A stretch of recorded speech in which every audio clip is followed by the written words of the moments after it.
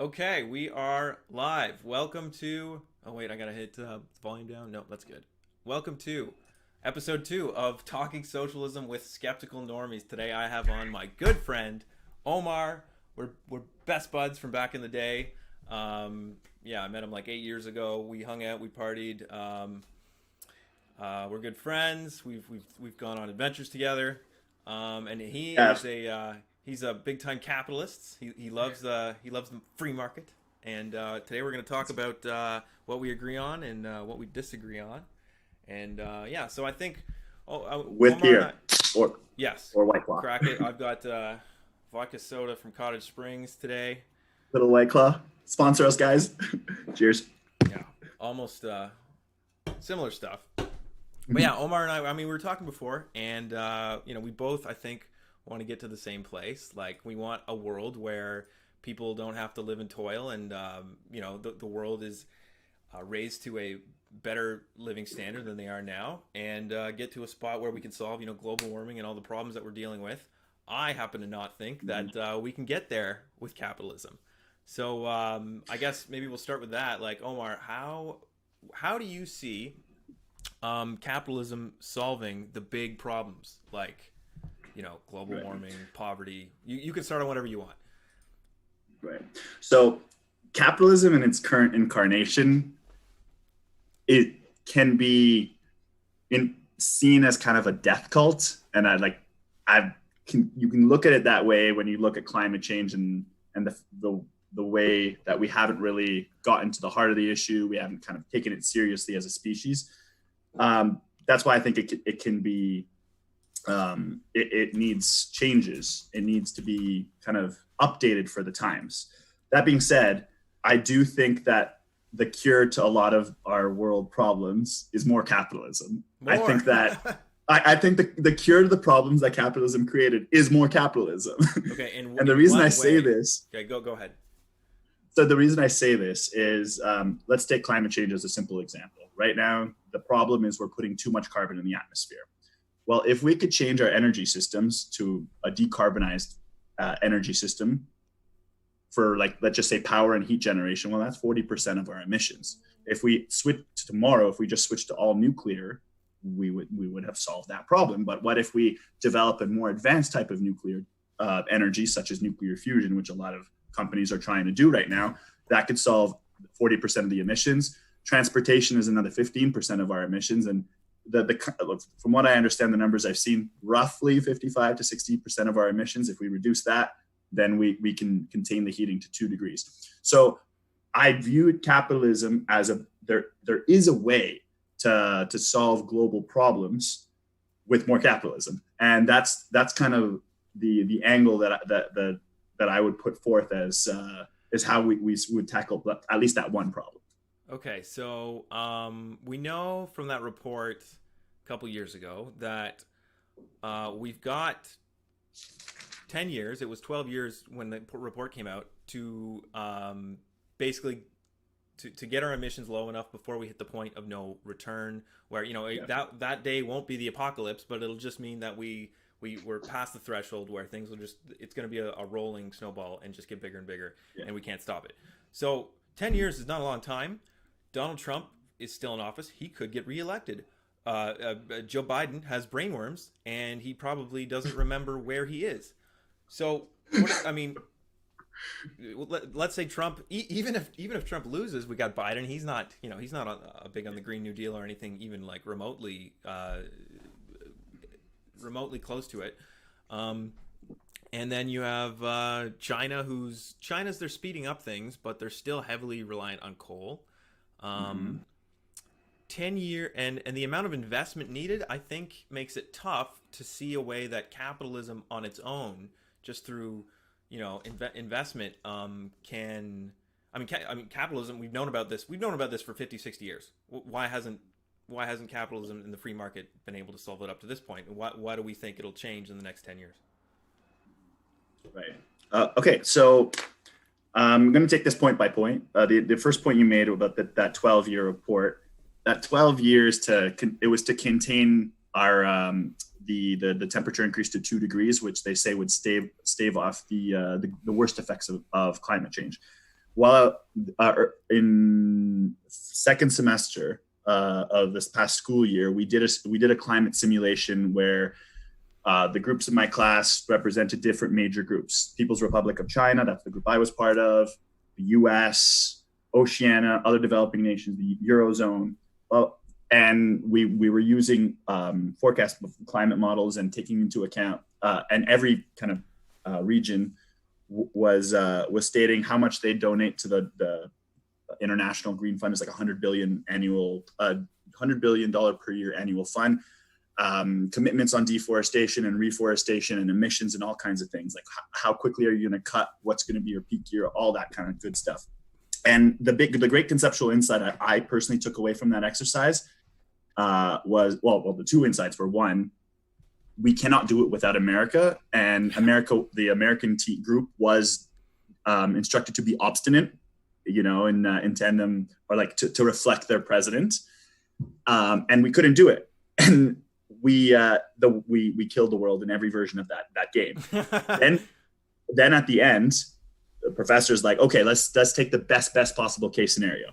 We killed the world. Didn't matter. Like nothing we could do could contain those emissions just based on what we were seeing. But when we consider that a little bit more deeply, it's not the end of the world. I was being a little bit hyperbolic there, but what we've seen in human history, as we're seeing right now in the coronavirus, is that humans adapt. As we get warmer and warmer. Well, as we get warmer and warmer, we're going to see a lot of climate refugees, and there's going to be a huge amount of global problems. But I think humanity will persist, because we always do. Think about how quickly we were able to reshift our economy with the coronavirus to start pumping out medical equipment, ventilators, alcohol, all that stuff. That was like within a month that we were good to go, and testing, things like that. So the human capacity for ingenuity and response is quite high. But I do agree, like that 12-year, I don't know what the details of that specific model are, but if there are any learnings from this coronavirus, is that modeling has typically been wrong. Our weatherman can't even tell us what the weather is with any accuracy tomorrow. But we can all agree that climate change is really, really bad, and we need to do something about it. Now, in response to the 50, 60 years of we've known about this for 56 years, but we haven't really done anything about it. Well, a big issue with that is, well, at the time, there was a lot of resistance from the fossil fuel industry, a lot of lobbying, which I think, pardon? Still is. Oh, still is, for sure. But I think that the fossil fuel industry has done a great disservice to humanity. I used to work for Shell, so I know, I got 2 job offers out of school, one with Shell and one with a different company. And I said, hell no, am I going to go back to you guys? So I would agree that we have some issues. The thing about capitalism being the issue to our great world problems is that when we allow a decentralized system, which is effectively what capitalism is, a bunch of different people all trying to solve the problem in all different ways, what you end up getting effectively is a ton of people who are focused on recycling, and then they get really, really good at that. So we get amazing recycling technology, and then green technology, and then somebody else is working on the energy problem. Elon Musk is working on the transportation problem. And because we have that system, there are literally dozens, probably hundreds of companies trying to tackle this problem, because they stand to become so freaking wealthy if they can figure it out. So the profit incentive is quite high too. That's why I think that it can be done. But it can't be done alone. You're going to need some government intervention. You're going to need help, especially when it comes to implementing and distributing our new energy systems. You're going to need regulation and policy to support decarbonizing our energy systems. Okay, well, I mean, you touched on this. The problem, I see, is that of profitability. I mean, you mentioned that you would need government help, and I think that's a bit of an understatement. I think that most of the major innovation and research and development that has come in the last 50, even 100 years has been out of the military, out of government funding. I mean, even Pfizer and all these companies, which I mentioned to Mike, 85% of their research and development is paid for by the government, and so the government pays for the research and development in order for these companies to make something that ends up being profitable. Because it takes a lot, they need to do trial and error, and they're not gonna pony up if they don't think they're guaranteed a profit. And so a lot of these things like pollution cleanup, like where's the profit in that? Unless you're literally like getting a contract from the government, like where's the profit in cleaning up the atmosphere or air pollution or water pollution? It's much cheaper for DuPont to dump their shit in the fields and poison the surrounding towns than it is to clean it up. And you need year-over-year profits. Obviously, this is capitalism, so you always got to cut corners and find new ways to bring in profit. And then at the end of the day, the amount of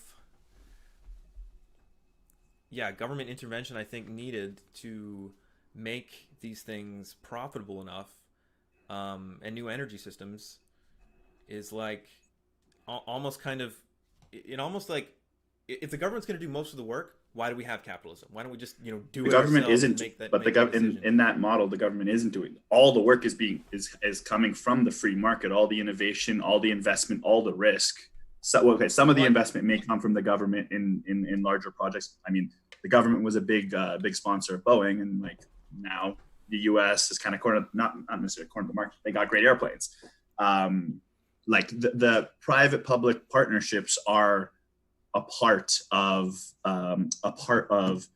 developing high-tech technology. Like we wouldn't have gone to space, like NASA wouldn't have been able to get to the moon had they not had government support. So there is a time and a place for that. I would never advocate laissez-faire capitalism.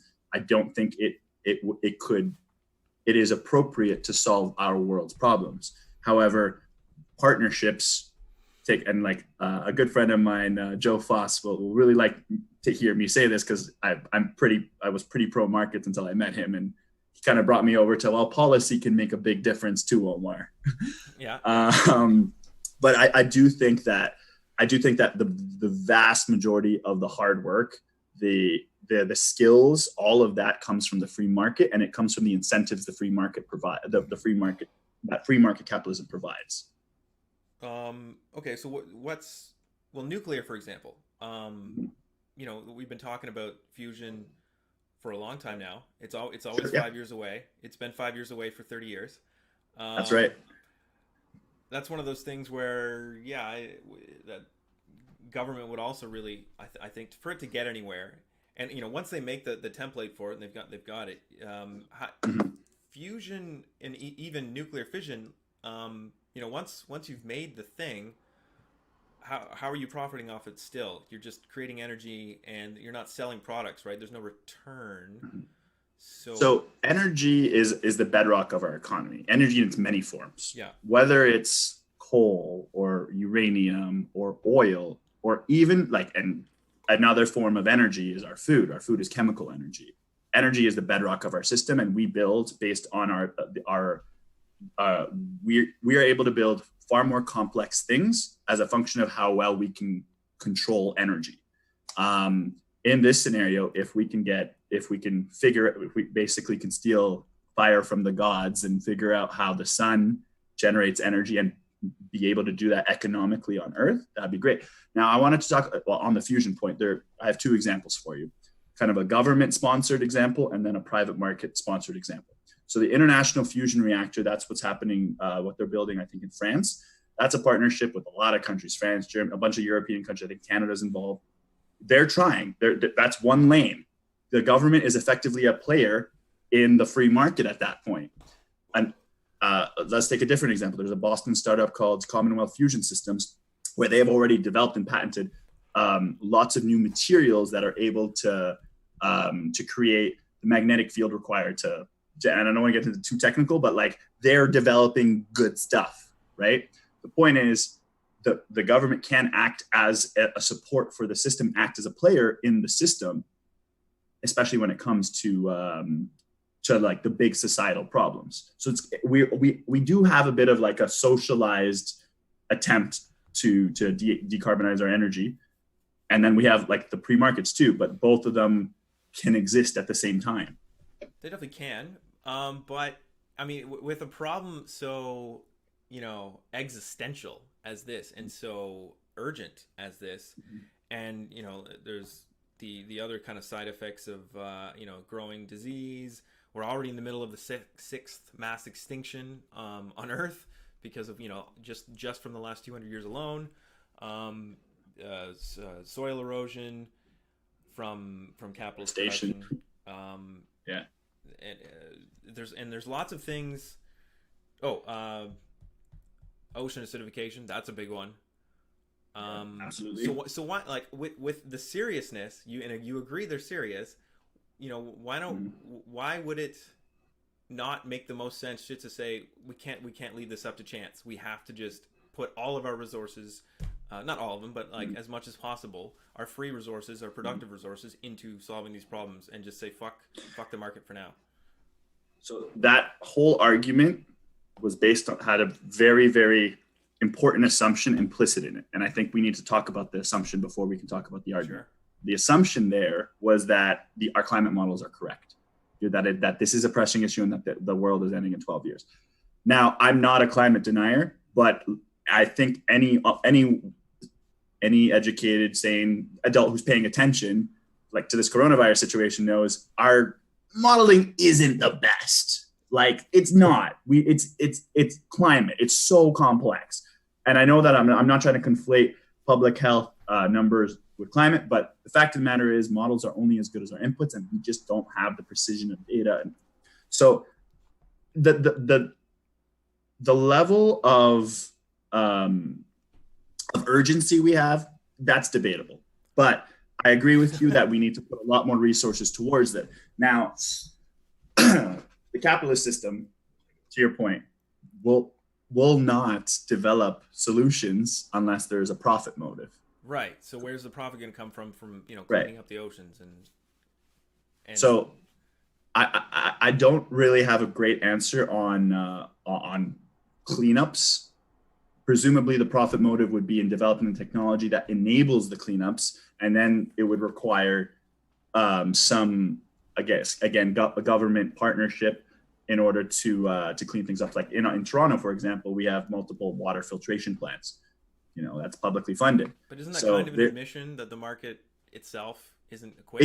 It's an admission that capitalism in its current incarnation, which we both agree is broken, and it is not in its current form pricing in the externalities, things that are not really taken into an economic model, like air pollution or water pollution. Yes. That's where government is supposed to come in and slap on regulations. They're supposed to set the sandlot the capitalists play in, and if you step outside, you're not allowed to play anymore. So if you're polluting our rivers, you're not supposed to play. Now, we didn't know all this back then. Well, like capitalism has the capitalist experiment has been going on for 200 plus years since the Industrial Revolution, and we just didn't know at the time. And we've been there. If you look at the last 150 years, we have gotten better. We've gone better on a lot of things. We stopped the ozone from depleting by banning CFCs. There are examples of us as a species coming together and saying, hey, we're not going to do this anymore. That being said, I agree with you. We've caused a lot of issues. Like I come from a mining background, mining and oil and gas. I mean, the giant mine in Canada, they just went bankrupt. They left a gigantic industrial waste dump, and the taxpayers have been paying to clean it up. It happens. That's a failure of capitalism. That should not have happened. I'm going to take a moment here. We could talk about fixing capitalism, or we can stay on this, whichever direction you want to go. What did you want to move to? Well, we could have moved the conversation to potential solutions for fixing capitalism and integrating. Yeah, actually, I wanted to hear what, you've been talking about this version of capitalism. I want to hear what the good version of capitalism is, and how we can get there. Well, I think the fundamental problem we have with modern capitalism is it's too good at what it does. Humanity has built a system that was meant to mirror human nature, where we have we all have selfish desires and want to look out for number one. And if we have our personal part of human nature, but yes. it's a legitimate motivation. People are motivated to make money. That's why we have jobs or why we build businesses and whatnot. That being said, capitalism in its current incarnation has been really hyper focused on maximizing profit, maximizing shareholder value. And it did that. It did exactly that. And we cannot fault that system for doing what we asked it to do. Now, I believe that an enlightened form of capitalism, post-capitalism, would be where the objective function is no longer simply maximizing shareholder value, but rather maximizing or like maximize your profits within the context of maximizing value to communities and adding value to society, giving people living wages, things like that. An example I'll give you is like two types of companies that we see in the world can be broadly categorized into high road and low road companies. So high road companies, and these are concepts that my professor introduced to me, like Dr. Professor Henderson. So great gal. High road companies pay their workers well. They take care of their people. They strive to put the customer first. They do really, really good things. And low roads are the ones like Walmart that effectively have a bunch of workers on food stamps and then leave the taxpayer with the bill because they're paying their employees food stamps, and like firing their security guards and then letting police effectively be the security. Like that's BS, and that's because that's been allowed by our government bodies. We haven't put proper policy in place. It's been allowed to happen. And I think that lobbying is a big issue, but we can talk about that as a whole other topic. But I'd love to hear more about like your views, and then let's talk about socialism too. Yeah. Okay. Well, I'll start by explaining why a couple reasons why I think what you're saying can't work. Sure. You mentioned earlier that regulations are a big part of it, and we have to we need to make a capitalism that somehow takes into account counts things like social well-being and all this stuff, which would be great, and it is good that some companies have that mindset, but in the end, who are the winners? It's the Walmarts, it's the Amazons. That's not necessarily true. There are examples of companies that are top leading, like make amazing profits and do really, really well. Like there's a supermarket chain, I think it's called Mercado, something like that in Spain. There are examples of capitalism done right. So it's possible. But let's take your word for it. So I'm sure their companies are paying their employees well, and they might have nice benefits and stuff. What about at what if we trace down all the way back to production? Those Filipinos peeling garlic for 5 cents an hour or whatever the fuck it is. For us to get that cheap product, somewhere down the line, someone is being exploited, and not just exploited, in the technical sense, but like they're making butt fuck all, and they're just barely surviving and probably working 12-hour days. Our comfort is built on the more or less the deep exploitation of brown people in other parts of the world. That would be my argument for that. And the other thing I wanted to respond to is that the regulations thing. Well, so yeah, sure, we can do things like what's your take on like the social democracies, like Denmark, Sweden? Well, I love them. Like Canada is very, very similar. It's structurally similar. These are market economies. They're not socialist countries whatsoever. They are market economies that have, in my mind, enlightened and layered on social programs to kind of supplement the failures of capitalism. And I think that that's a very appropriate an appropriate method, especially if the country has the capability to generate great wealth. That's why I think that there can be potential very strong redistributive tax policies that can enable that. But let's not get things like messed up here. Denmark, for example, is a capitalist market economy with socialist values on, like layered on, and they added those socialist programs after they had already generated wealth. And I think that's how Marx saw the progression of capitalism eventually layering on more and more social benefit.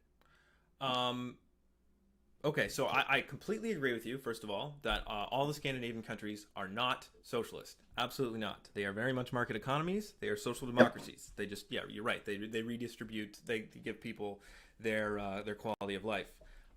Again, I would stipulate, though, that their high quality of life is dependent on the exploitation of, cheap labor in Eastern Europe and immigrants coming in for cheap labor, and also, most importantly, again, deep exploitation for super cheap products in other parts of the world that allows these countries to live their comfortable lives. I also want to point out that so these social democracies, they made big moves in the 70s and 80s. They're very social democratic, but a lot of these programs are slowly being chipped away at in the neoliberal period. They're slowly being taken back, and that's the thing about good laws that help the working class and the middle class, is that eventually, the capitalism tends toward monopoly, and the more... That's the logical conclusion. That's the goal, right? The goal of capitalism: accrue the capital, own everything. That's why we need to have tough regulations, government. We need a check on the system, or else, you're right, we tend towards monopoly. Sorry to interrupt. So that's my point, though, is those checks are always subject to corruption and being rolled back. You can always vote back in a right-wing government, the Republicans in the United States, who are going to roll back these things and say, we're not profitable enough. We need to stimulate the economy, roll back taxes, whatever it is. That can always happen, and even in social democratic or democratic parties, they are also subject to corruption and these same influences, like we saw in the 90s in the UK and in Canada and in the United States. All those third-way Democrats were basically all just nicer versions of the neoliberals we saw in the 80s. But they also cut services just as much, if not more, than their mean counterparts in the conservative parties. So that would be my argument, that you can't. They're always going to be subject to change unless you totally dump capitalism and have a revolution. There's no way that you can keep these socialist policies. It's not these socialists. These social democratic policies in place for good. There's no way to fully maintain that. Especially in the imperialist, advanced imperialist economy. So like the UK, the United States, Russia, the countries with the most that are kind of world powers, the power countries. So like Scandinavia and Canada can get away with it, but the countries at the forefront of imperialism, they can't afford that. That's my argument. Mm-hmm. Okay. Lot to unpack. A lot was said. Let's start with the exploitation discussion about, if you follow the value chain back, at some point you're gonna find yourself in a low wage labor market that there has been a tendency for exploitation of local labor. We can all agree with that. The thing about capitalism, though, is that capitalism punishes exploitation. It's not popular. Let's take a wonderful example. Nike, when it came out that they had child labor, they dealt with, like, their stock price collapsed. They were always trading at a lower multiple than their competitors, and like the CEO was raging about that for a really long time. But the reality was, you had to clean up your supply chain, and eventually they did. And a lot of companies are tending towards that. Another example would be Ikea. Ikea is the number one purchaser of lumber in the world because of their furniture. And they saw it as really important to bring in sustainable practices, forestry practices, in order to adequately supply the demand, but also to not kill these forests and deforest. So Ikea proactively cleaned up their supply chain, and Ikea is one of the most revered companies in the world. It's very well respected. So capitalism does in fact punish exploitation. Like Nike is the example of that. But capitalism also, especially in the modern era, you're seeing all these companies really take a look at their supply chain. We're seeing that in the fashion industry. We're seeing that in the food industry, not as much in the mining industry, and I could give you kind of a personal example. I worked in West Africa for 2 years in a nation where the GDP per capita is, like a couple $100, yeah. Not great. But we were paying the people 10 times that as miners. Now, $1,000 a month is very, very little, but little by Western standards, but by local standards, they were able to support like 20 people. So yes, in certain cases there's exploitation, but not in all cases. Capitalism has skeletons in its closet, just as socialism does. And I think that it's important for us not to paint with too broad a brush, because there are companies that do it well, and the really serious trend, especially over the last 10, 20 years, basically post 08, everyone has gone a lot more conscious, especially with the millennial generation now hitting the 40s at the high end. On the low end, we're closer to 25. We grew up with Captain Planet, and the world is going to collapse on us. So we are the ones who have to fix the boomers' problems. I agree that these capitalists, these companies are trying to change their image, but I would argue that what they're changing is their image. And down the line, the same. I mean, maybe here and there you can find examples, but I think that what's important is the overall trend and the tendency. I mean, you said it was going in a positive direction. I don't see that, because global poverty has actually risen. If you take out China is responsible for almost the entirety of the growth in the getting people out of the poverty bracket in the world. If you take them out, it's actually expanded as a percentage. How many people have been poor over the last 50 years? So I did not know that. Today I learned. Yeah. Well, I'm sure you're aware of Steven Pinker. Yeah.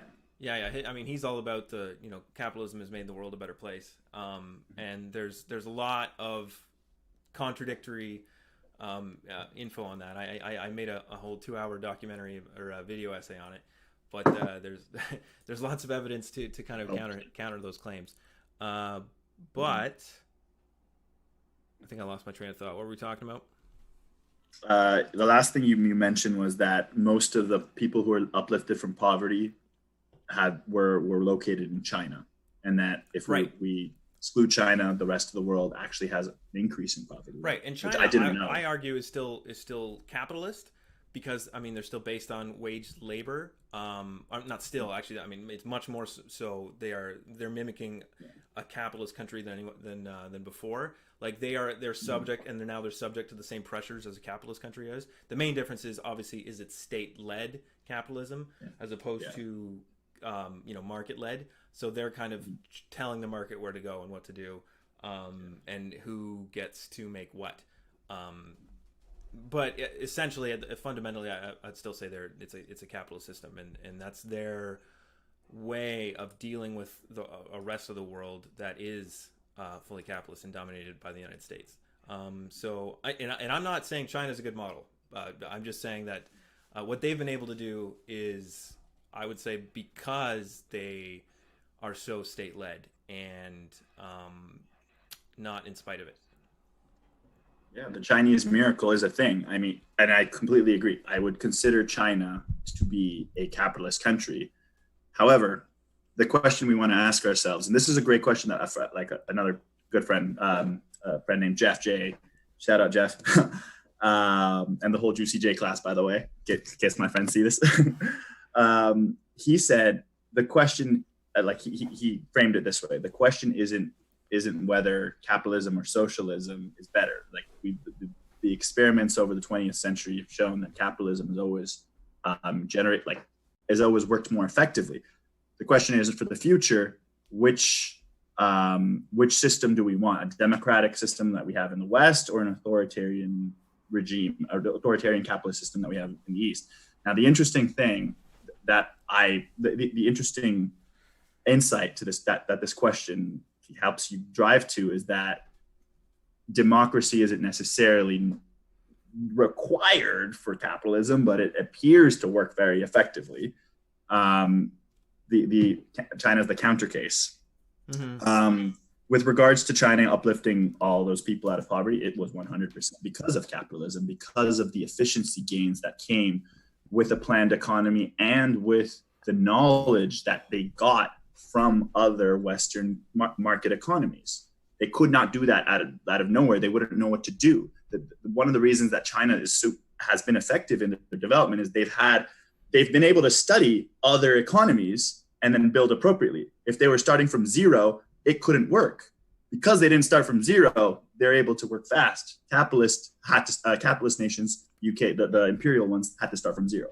That's actually, I'm super glad you brought that up. So a couple points here. The starting from zero thing.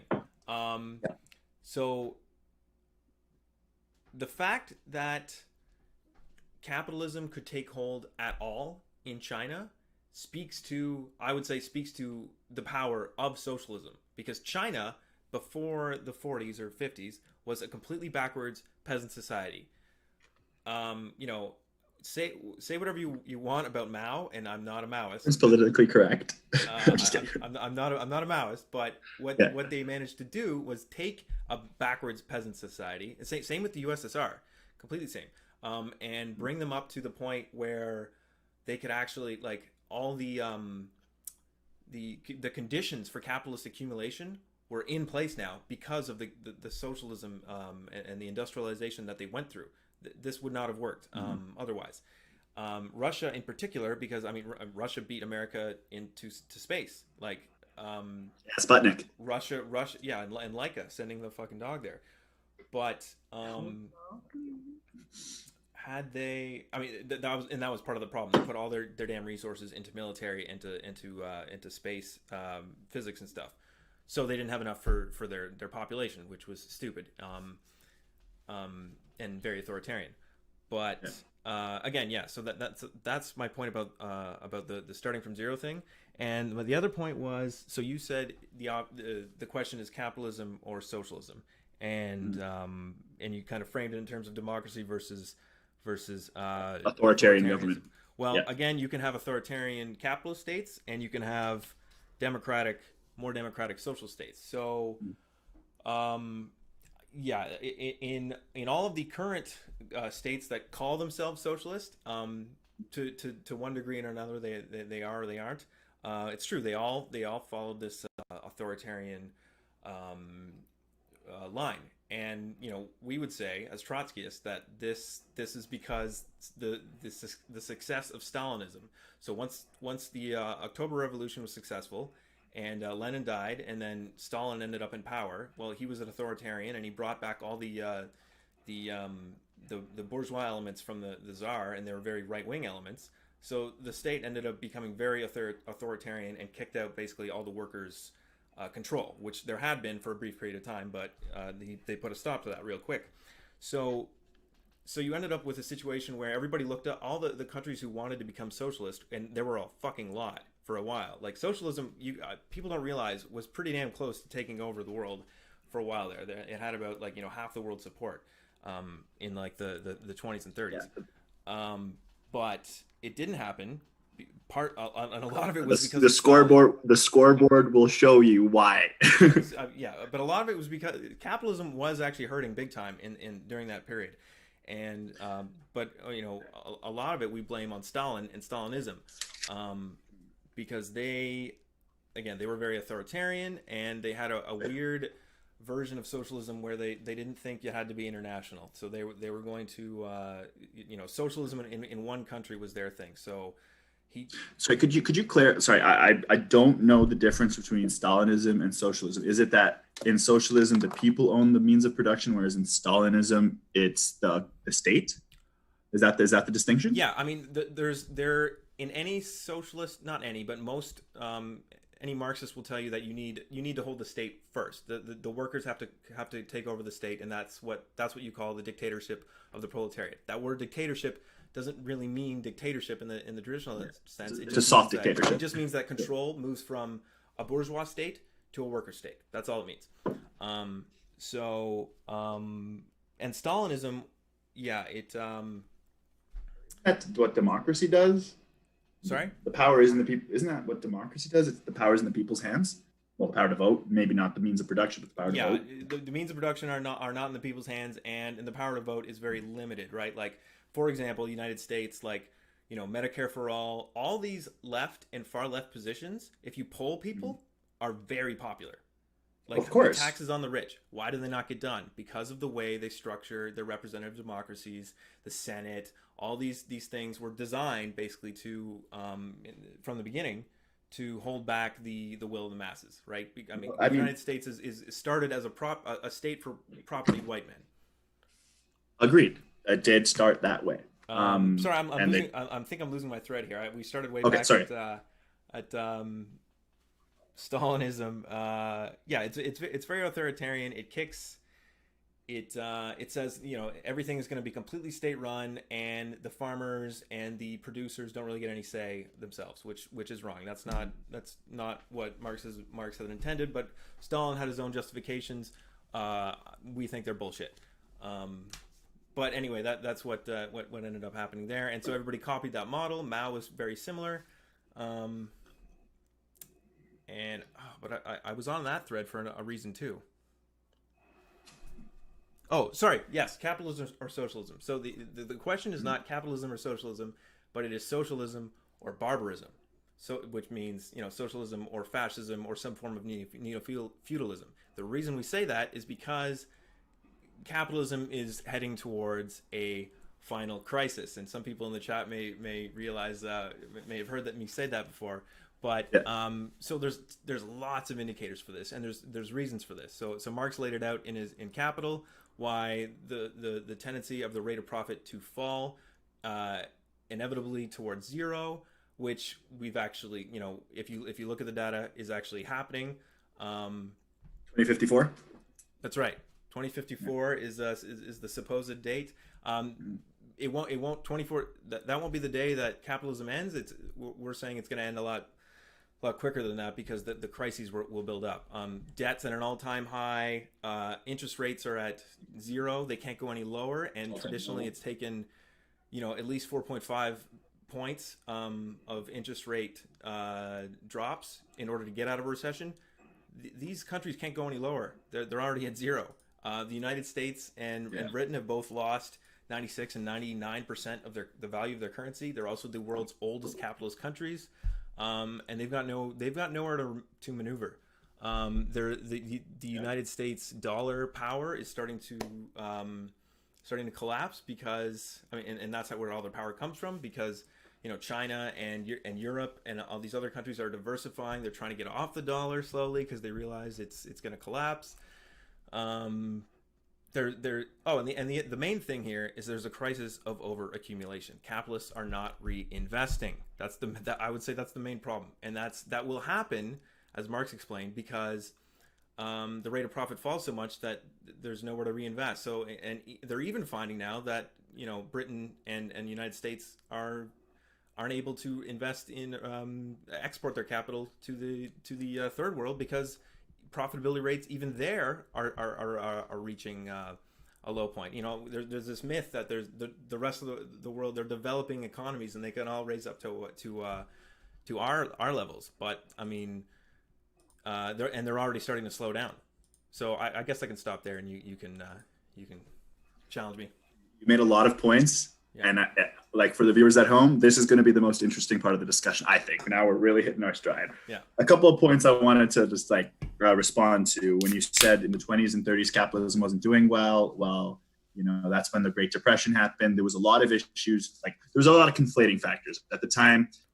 The U.S. specifically, they were on the gold standard, which prevented them from using Keynesian principles. Firstly, secondly. the central banks just were not as good at managing the economy back then. They learned a lot from the Great Depression, and that's why the U.S. was able to get out of the 2008, a Great Recession, fairly quickly. So I just want to talk about that real quick. In terms of socialism having about 50% of the world, yeah, but scoreboard, they all lost. They all went out of business. The problem with socialism, not to all. quote Great Some Market, are still around. certainly not all of them, but a lot did. But to quote the great Margaret Thatcher, the problem with socialism is you run out of other people's money to spend, and I think that that's a fair distinction. No wonder these socialist policies are popular, like this, like the Canadian employment benefit because of Corona. That's popular as hell. Me, the taxpayer, I'm going to eventually have to pay for it, even though I'm not eligible for it. So I get that. I wanted to talk about that rate of profit, because I think that that's a fascinating idea, and I hadn't heard about it. You're the one who introduced me, so thank you. Now, as far as I understand, and I didn't really look into it too deeply, like in terms of like the criticism and whatever, I just kind of wanted to come to my own conclusion and just riff on this for a few moments before we get to overaccumulation. Oh, wait, but before we go to that, let me finish my central bank talk. Yes, the central bank, the interest rates are at zero. We have seen negative interest rates before in Germany and in Japan. I don't know if it's an effective tool or not. Other things that central banks can do are free market operations, where they just print money and buy bonds and then like kind of trickle down in economics. That's kind of what we're seeing right now with Corona and what we saw in 2007. That's an option. There are other levers, but the thing is what we will call traditional central bank planning. Like all of our traditional tools, we've basically like shot all of them, especially in this Corona crisis, like bazooka after bazooka. Even the IMF was injecting liquidity. Like, yeah, our central bankers and economists are going to need to come up with new ways to stimulate the economy, because like you said, our interest rate is zero. So I agree with you, but there are other things that can be done. Okay, now rate of profit. Rate of profit declining over time is actually a very good thing for people, for consumers like you and I, because it means that it means that prices are dropping. We actually did a fantastic simulation in our strategy class where we were all different brewers, and they told us don't get in a price war, and then we all got in a price war, and then we just like deflated the prices to nothing, and all of our rate of profits went to zero. All of us. Well, I mean, a few people did well, who got like they're in niche markets, but to your point, that's the logical conclusion of profit. If there is a profit motive, if there's a new industry, it's the blue ocean. A player enters and they're making a profit. Well, another player will naturally want to enter and make some profit. When you get enough players in the game, right, rate of profit drops. That's good. That's competition. That incentivizes people, the market, to get more efficient. Now, the rate of profit eventually hitting an out like a zero. I'm kind of skeptical of the argument, but I don't know the economics well enough. That being said, a counter I'd say is that we come up with new games, new markets all the time. 15 years ago, there weren't electric vehicles, and now we have a whole new market, and that's growing the pie. If we go to space and start mining stuff up there, that's a whole new market. And anything we do off planet is going to cost trillions and trillions of dollars. So the argument that we've overaccumulated, we're probably just saving so that we can become a spacefaring race. That's the way I see it personally. We just need to open up more markets. Where are the markets? Well, the markets, we don't even know. So before the car was invented, people like farmers wanted bigger, faster horses. They didn't even know they wanted cars. So we don't know what the next great technological innovation will be. Maybe it's an AI, maybe it's a Neuralink, but more markets naturally open as we develop our materials science, as we develop our engineering and the technical skills. I don't buy the argument that we're going to go rate of profit will drop to zero. That being said, you touched on fantastic points about as a society, we are massively over leveraged at this point. Yes, debt has gone crazy, and part of the reason behind that is the government regulations. So with debt, I thought you said government regulations were good. I think they're good, but I think that and I'll explain the incentives here. So it's one of those follow the money things. When you take on debt, you can that's the interest from debt is deductible from your bottom line, from your taxable income. So companies are incentivized to take on more and more debt. government policy is effectively incentivizing the private organizations to take on more debt. Now, we don't need to get into optimal capital structures of equity versus debt. Fuck that. That's way too complex for this discussion. But the point is, again,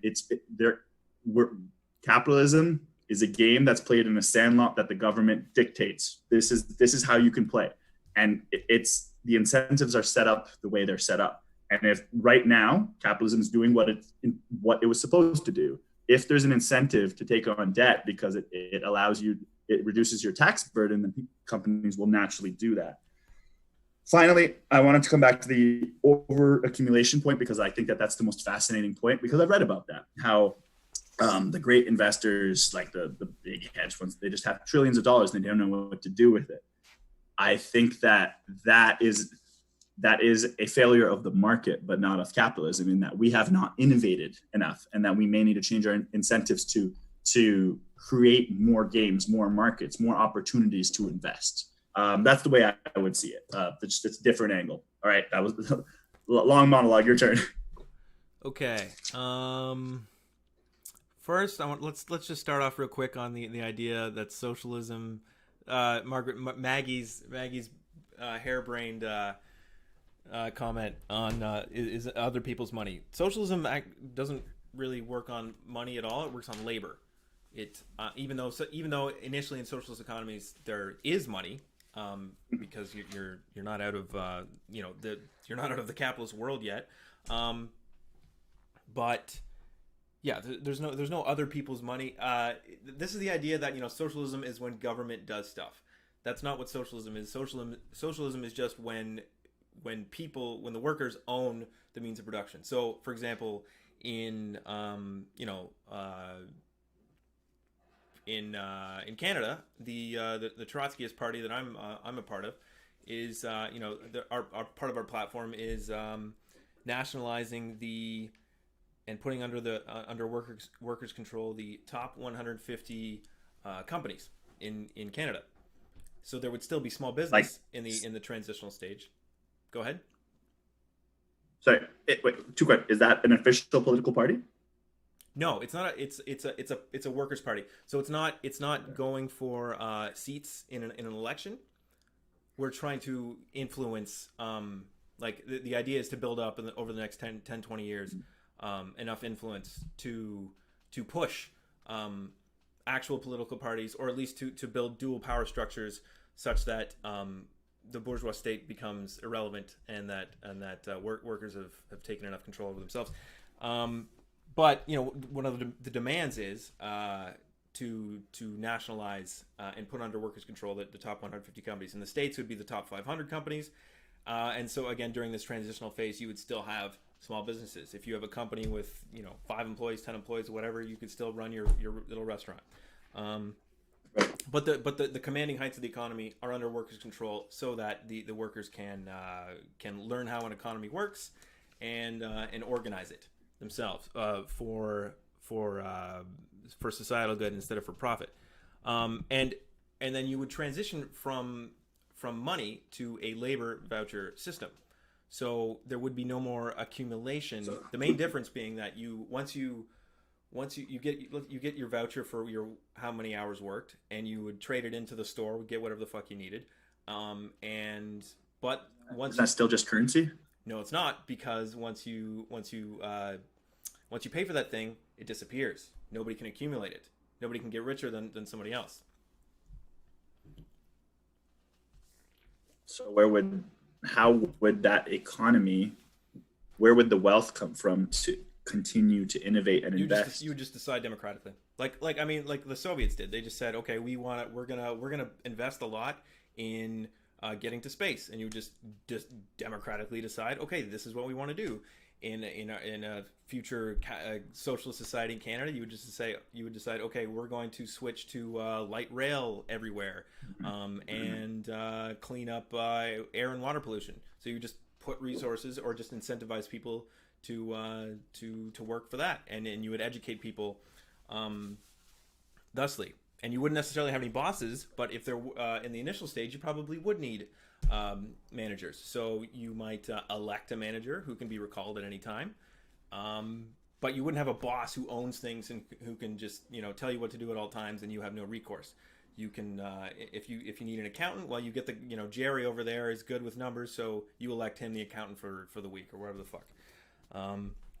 Which is sort of what they do in Mondragon and in other co-ops. But we have critiques of co-ops ourselves. Again, yeah. So the other people's money thing is just a funny, cheeky way for neoliberals to dunk on social democratic policies, because there were no actual social people advocating for socialism in Britain at the time. They were just dunking on Keynesian on policies, and then more markets. So yeah, you were talking about finding more new markets. So this is the part of the problem capitalism has run into. There aren't really more markets. Like, they've already basically extended their tendrils and deepened them as far as they can all over the world, and those people aren't really creating a new base of middle class buyers and consumers like they are in the core capitalist countries in order to sustain these the rate of profit and getting people to buy things they need. And the other problem is this middle class that we built up after the Second World War through all the state the union jobs and stuff. They're all disappearing. So now you're actually seeing the wealth gap explode, and you might say that the wealth gap exploding might not be a problem if not for the fact that the middle class is also shrinking. So the people who are formerly in the middle class are being proletarianized. Their jobs are being automated away, and I mean, I'm sure you'll agree. Like, this is slowly happening.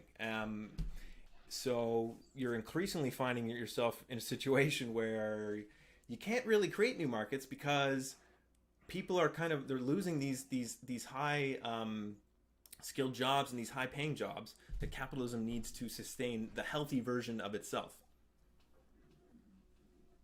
Yeah. You made some points I really loved there. You made some points I really didn't love there. I think this is the first time in our entire discussion where I had a visceral stress reaction. Good. When the two things that stressed me out were nationalization and the elimination of currency. Okay, so I want to ask more questions. I need to humbly inquire before I take this any further, because I want to know what that structure would look like if we were to nationalize, say, the top 150 big businesses in Canada. So that's our banks, our mining companies, our oil companies, etc. So would that just be all of the equity owners would just be left with nothing? All the people who own the shares, basically the owners of the company, they'd be left with nothing? The workers would just take it for themselves, and it would be publicly run instead of having. Thou shalt not steal is over 2,000 years old, man. That's a big part of. People are going to be losing out. The capitalist class is going to be the whole point is to take the power from the people with all the wealth and the ownership mostly. So the shareholders, they're going to be left holding the bag, because these are going to. You know what? Actually, I'm not positive about this. There could be a situation where, in fact, I may have actually heard this, where they would just be bought out or something at some reasonable price. It might not be totally appropriated without any compensation. There might be some compensation. I'm not sure. Either way, sure, it's going to have to be It's going to have to be. But either way, it's a transfer of wealth from the bourgeoisie to the proletariat. Well, correct? mostly control over the means of production. Because once that's done, then the wealth is basically all just kind of shared. I mean, in the initial stages, you might not even need to expropriate the wealth of the bourgeoisie, because you could just let them have their money, because their money would soon become kind of worthless anyway. Mm-hmm. So, okay, my rebuttal to this is simple. Thou shalt not steal was part of the Old Testament. It is cross geography, cross time, cross languages. No one likes being robbed. So I don't endorse that course of action. The workers owning the means of production, that's interesting. my ethics professor would argue that workers should have more control in organizations. And the means, I think that this is a potential alternative solution, which can allow for a little bit more of the workers having more power. And that would be getting a worker representative on the board of directors. Now, the board of directors are the ultimate governance of an organization. So you have the board of directors, the CEO. CEO's boss is the board of directors, just for those who don't kind of understand corporate structures. So if you had a representative from the workers on that board, that would help dictate the course of the company. And I think that's I honestly cannot endorse a course of action that involves theft. Like, it's just not something that I can stomach. But I do agree that workers do need to have a bit of a say. On the specific point of eliminating money and accumulation, I think that there's a couple of key problems with that. Well, effectively, like, you're creating a currency that can't be accumulated. It's still like you're trading something for something else. In this case, it's a labor voucher, but it's still a form of currency, whether we like it or not. We trade our time for money, and then we trade our money for goods. In this case, it'd be trading our time for goods. It's kind of skipping the intermediate step. The lack of accumulation, or the inability to accumulate, would result in the lack of investment. The lack of investment would result in cultural and technological stagnation on a scale we haven't seen, but since like the dark ages. Like, we just stay where we're at. We wouldn't develop as a species, and I think that's a fundamental issue. And this links to my next discussion point, which is the topic of the markets. You saying that we've kind of like exhausted, we run out of markets. And like, at this point, a big reason we're kind of constrained is that our advances in higher level physics and like our limits on our technological ability to like reach for the stars, for example, or potentially find like synthesize new resources that could be like super dense energy sources. Who knows what? We haven't got there yet. We haven't innovated our way out of this. This is one of those things where, like I said, I think capitalism can solve these problems. So that's the stuff I didn't really like. No, sorry. The markets thing I think is a valid argument. I didn't like the currency. I didn't like the nationalization. The stuff I really liked about what you said was the discussion about inequality in the middle class. Absolutely. The middle class used to look something like this and some people at the top of the middle class kind of moved up and people at the bottom moved down. And that's where we have that shrink in the middle. That was a function of globalization for the most part, in that we sent those middle class jobs, or we sent the wealth that would have been accrued by the middle class overseas to China. That's just what we did. And there's an argument to be made that getting that many people out of poverty, and as we discussed earlier, was worthwhile. We traded our middle class to uplift a lot more people out of poverty. Was that right or wrong? It's just a decision that was made, a globalist decision. Now, globalism is on the decline right now, especially after the coronavirus. Yeah. But as with and as we've seen many times with globalization, inequality runs rampant. And I agree with you. The inequality issue is a supremely large issue, especially for the simple, non-complex jobs, repetitive jobs, where we can probably automate those fairly quickly. Driving, for example, it's like the biggest class of jobs in the US, for example. That's gonna get automated pretty quickly. There's so many people chasing that. But so what do we do about the inequality? That's where universal basic income, which is a policy that Andrew Yang in the States put forth, it could be a potential solution. That's actually the topic that I'm going to study for this summer, and I would like to put that forth. And I know that that's a far lefty policy. As a capitalist, I still think that, and this was a sentence I heard Joe Rogan say, but it resonated with me. He said, as Americans, that we should afford our population a basic level of dignity. And that resonated with me, and I agree with that. And I think that there needs to be socialist policies like we have in Canada that ensure that those who stack up at the bottom have an opportunity to pull themselves up, because those who do not, if you stack up at zero, it is impossible to pull yourself up. And I think that that's where government and socialist policies do have a place in an enlightened capitalist system. So that's me. Okay. So I'm just gonna go get another beer. 1 second. All right, chat. Evan, I see you making chirps. What's going on here?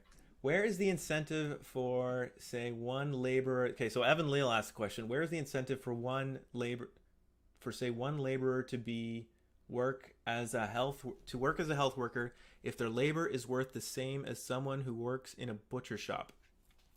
I don't know. Ask Cuba. They have the highest doctor to doctor ratio out of any country in the world.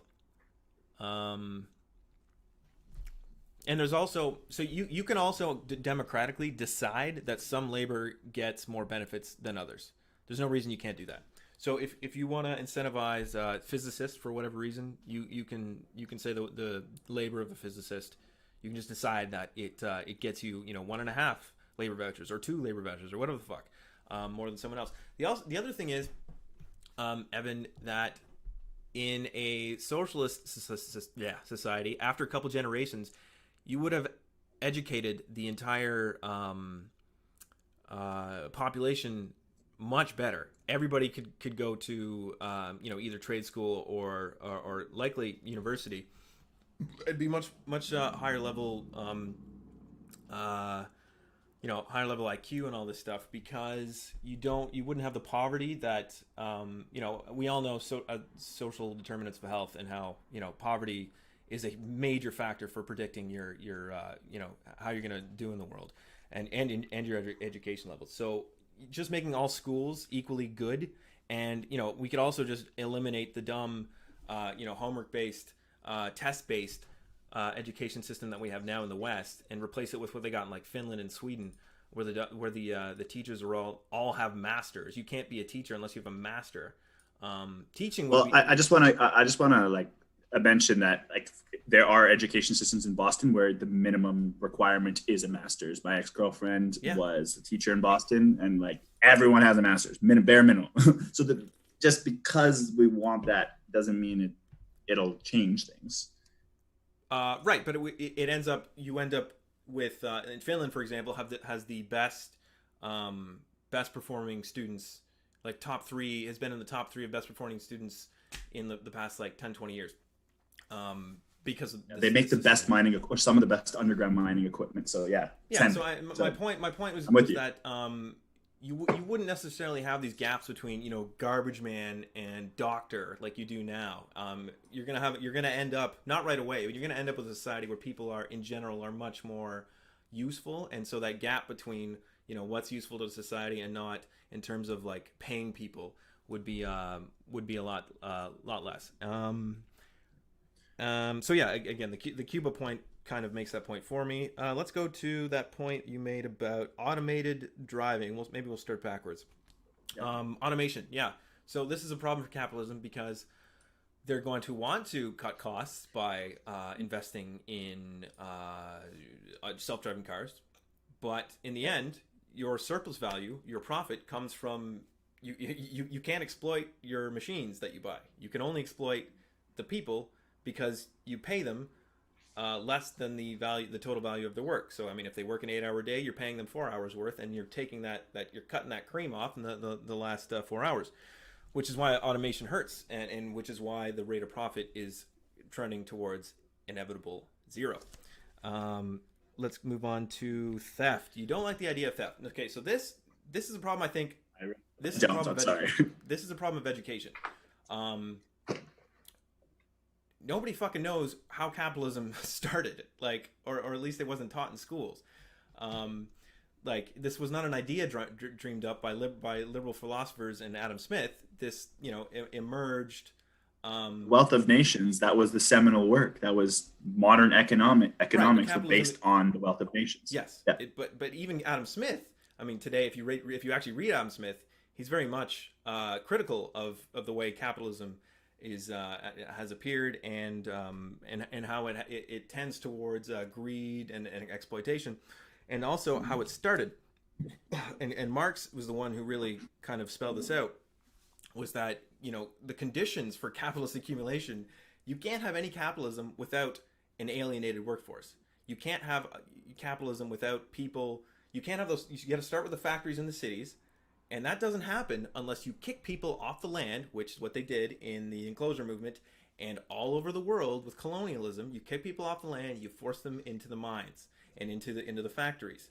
So the idea of theft, like no, like we're just taking back what all the wealth from private hands and putting it back in the public and giving it to everyone.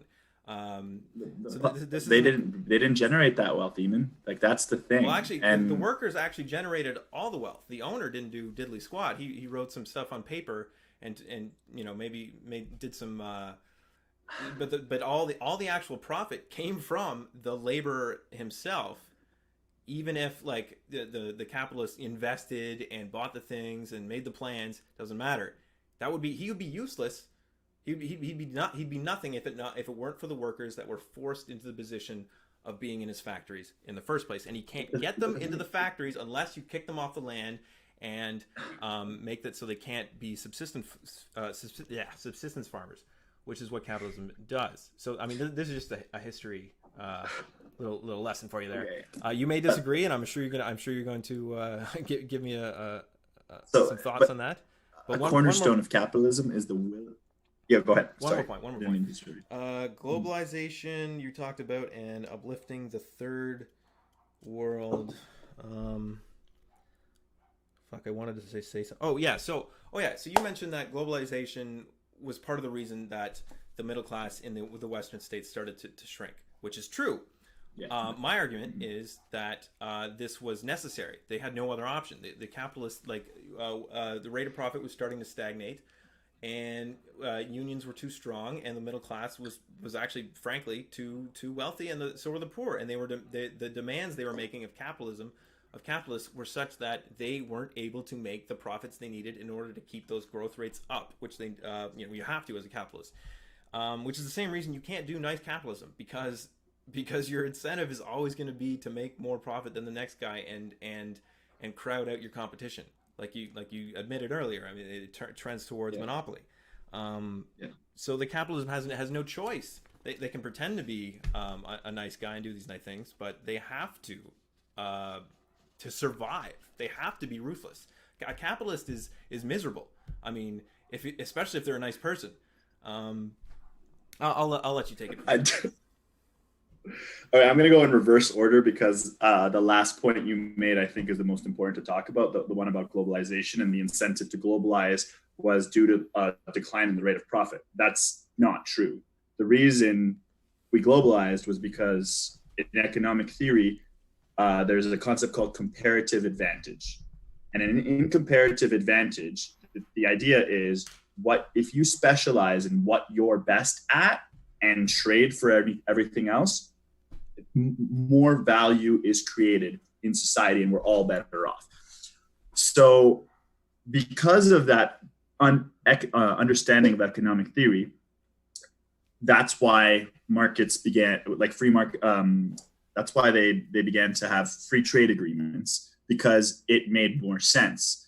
We can make these products in China where for much, much cheaper, we get cheap products, they get industry that wouldn't have been developed otherwise. And because they're producing these low value products more effectively and efficiently because of their low labor costs, we can trade our high value products like technology, computers, iPhones, and that's a good exchange because we're better at iPhones and they're better at whatever, plastic toys or whatever it is. Oh. So that's kind of like that's really why their only option. No, they're not. They're better. No, I don't mean better. I mean they have a competitive advantage due to their lower labor costs. Yes. This is specific. This is like particularly valid for the garment industry. So shoes, for example, highly complex. It needs to be done with hands. Garments in Bangladesh are produced by people by a lot, but it's still a very labor intensive process. So that's kind of like the globalization motivation. So I think I strongly push back on that point. On the point about kicking people out, history is filled with the pages of history are filled with bloody massacres written by the winners of wars. I don't really want to get into that specific topic because I think that our natives have been treated really, really poorly, and that's something I've learned recently. And let's not get there. I can't read my handwriting. How else? What's the good version of how capitalism was able to spread and to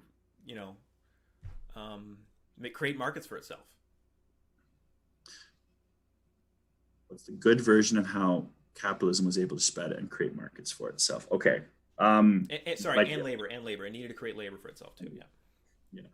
Well, creating labor no one is forced to do anything in a capitalist society. It is a willing exchange. I willingly choose to work for my employer, and because I think that wage is in line with my skills. And if the market deems my skills more valuable, i.e. I apply to another company and they offer a higher wage, well, then that is my value, but determined by the free market.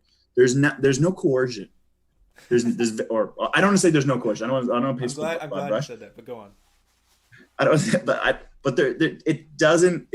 I am not coerced to do what I do. You're not coerced to do what you do. You choose to do it. And that's one of the wonderful things about capitalism is it's in addition to maximizing purely shareholder value or wealth or whatever, financial metric, it also fundamentally maximizes freedom.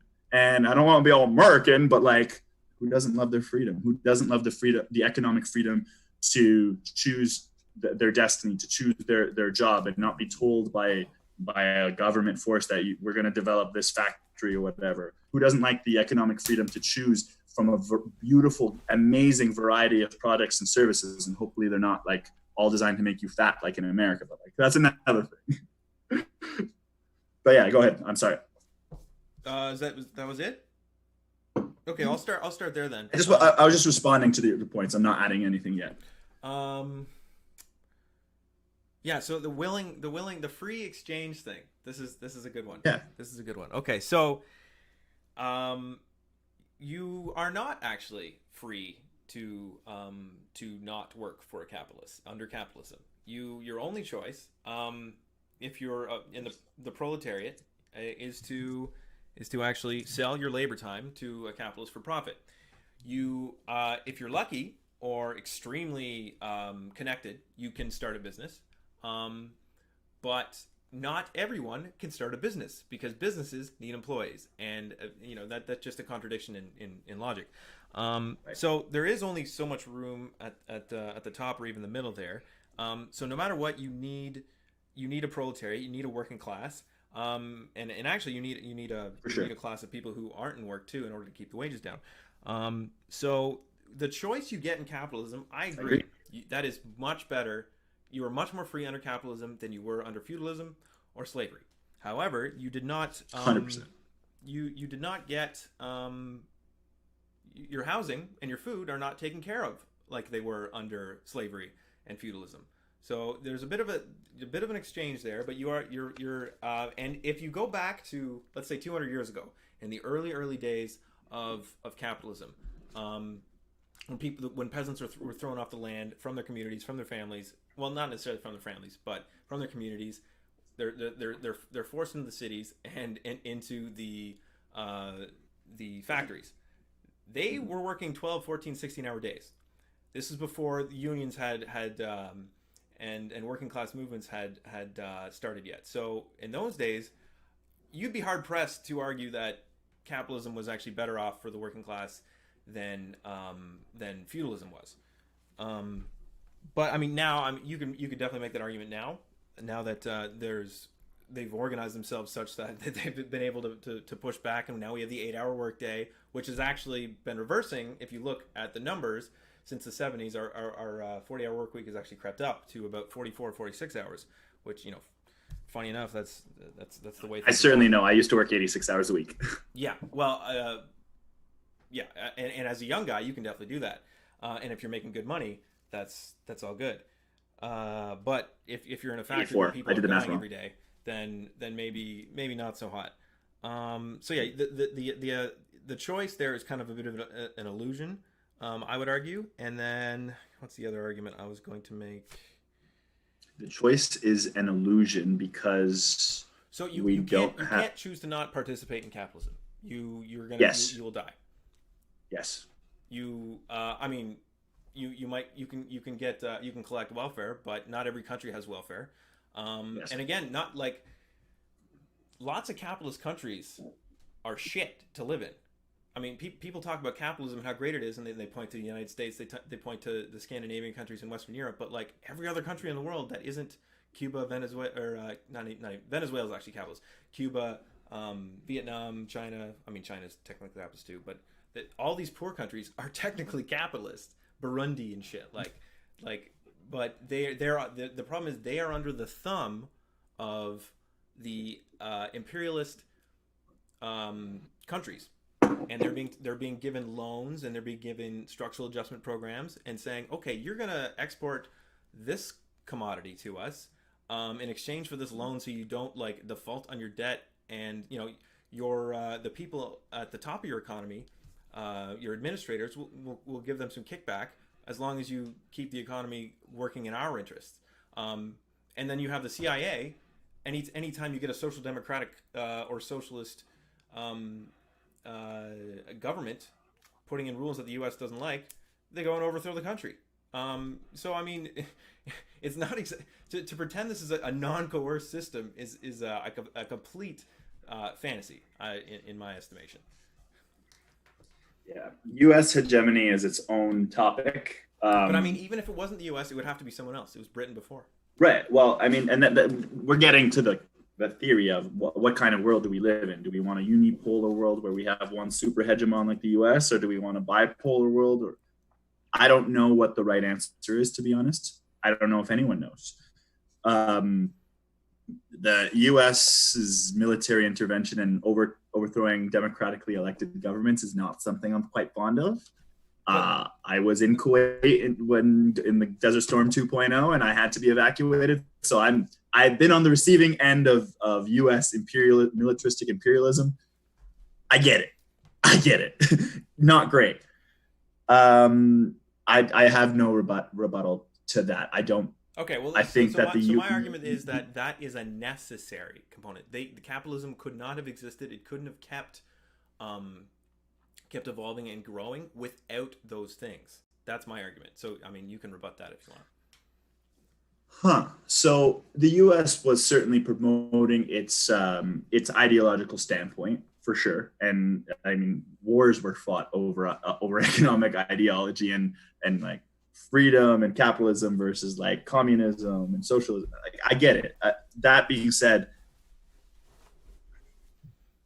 but if you're Nicaragua and you're trying to, you know, someone's getting in the way of Chiquita's banana fields, and you know, maybe trying to unionize or make the working conditions better, and then you throw in the CIA to overthrow the government, or like any of the other Honduran mercenaries. Yeah. Yeah, man, I don't know if so. I don't actually have a very good rebuttal to that the militaristic aspect of it. I don't. That being said, like it's not there are other functioning democracies that don't do that, but they're not the hegemon, that kind of the world police officer. Right. I don't have anything. I don't have a good response. Like that's a fair point. Like the U.S. promoted its views and its values worldwide, and sometimes they did it at the end of a gun. Sometimes they did it clandestinely. We don't even know the extent of the U.S. foreign intervention, I'm sure, but you know, with a budget of $600 billion to $1 trillion a year, they have a lot of resources at their disposal, and they're certainly able to promote their views. But that's the thing, though. Capitalism is fundamentally, it's a cultural system. It's a cultural system as much as it's an economic system, because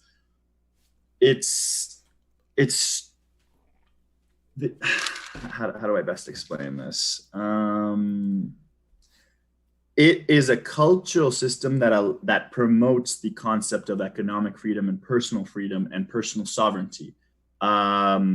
The thing, like the point you made earlier about you can't choose not to participate in capitalism. That's an absolutely certain point.